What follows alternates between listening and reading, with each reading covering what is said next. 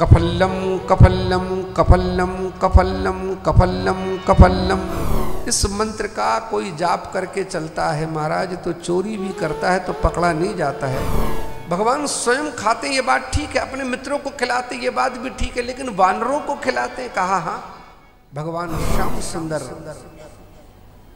ने एक चोर मंडली का निर्माण किया। लोगों ने कहा कि श्याम तुम मंडली का निर्माण कर रहे हो। कहा हाँ। इस मंडली का काम क्या होगा?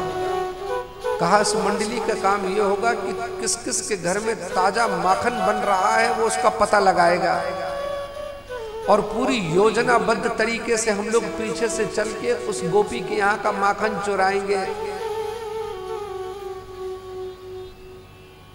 तो श्री श्याम चोर मंडली का निर्माण हुआ। किसी ने कह दिया कि श्याम अगर हम पकड़े गए तो कहा चिंता मत करो, मैं गुरु हूं, तुम चेला हो, मंत्र सीख लो गुरु से, कभी पकड़े नहीं जाओगे। भागवत की बात बता रहा हूं मैं, भागवत में लिखा है श्याम सुंदर ने अपने मित्रों को मंत्र याद करा दिया। क्या मंत्र याद करा दिया? कफल्लम कफल्लम कफल्लम कफल्लम कफल्लम कफल्लम। इस मंत्र का जाप करके चलो। इस मंत्र का कोई जाप करके चलता है महाराज तो चोरी भी करता है तो पकड़ा नहीं जाता है। इसमें से कुछ गड़बड़ मत करना, ये मंत्र सीख लो नहीं तो कहने लगो महाराज की भागवत में सीख के आए हैं। कफल्लम कफल्लम कफल्लम अर्थात श्याम सुंदर से मित्रों ने पूछा कि हे श्याम ये मंत्र क्या है? श्याम सुंदर कहते कि बस इस मंत्र में इसका रहस्य छिपा हुआ है। कफल्लम का अर्थ है कह फलम कह फलम कह फलम। हे श्याम तुम्हारे साथ रहने का क्या फल है, क्या फल है, क्या फल है? श्याम सुंदर कहते कि मेरे साथ रहने से, मेरी अभ्यर्थना करने से, मेरा भजन करने से जो फल है वो महाराज तीनों लोकों में नहीं मिल सकता। जो भी मेरा साथ है, जो मेरा सहयोगी है, जो मेरा साधक है, जो मेरा भक्त है, वो महाराज सीधे परमात्मा के गौलोक का अधिकारी हो जाता है, मेरे धाम का अधिकारी हो जाता है। यही तो फल है। कफल्लम का अर्थ क्या है? यही अर्थ है।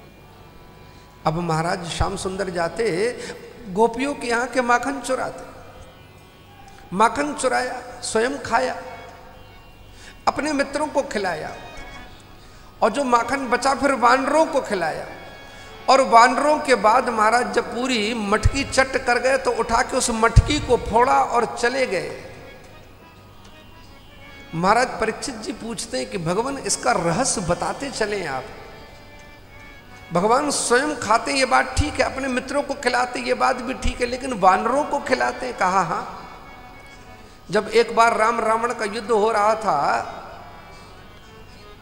तब महाराज भगवान राम जी ने एक मोर्चे पे जाकर वानरों से पूछा क्या बात है भाई, इतने बड़े दुबले पतले हो? कहा भगवान क्या करे, भूखे प्यासे आपके लिए युद्ध लड़ रहे हैं, हमारा रसोईया यहाँ से 9-2-11 हो गया है। अच्छा, भगवान श्याम सुंदर भगवान राम जी को लगा कि बेचारे भूखे प्यासे मेरे लिए काम कर रहे हैं। वचन दे दिया कि आने वाले युग में मैं तुम्हें अपने हाथों से मैं माखन खिलाऊंगा। तो भगवान श्याम सुंदर का जब अवतार द्वापर में हुआ, इस ब्रजधाम में भगवान श्याम सुंदर ने अपने हाथों से इन वानरों को माखन खिलाया। और तब तो खिलाया, 5000 साल के बाद भी श्याम सुंदर इन वानरों को फ्रूटी पिला रहे हैं।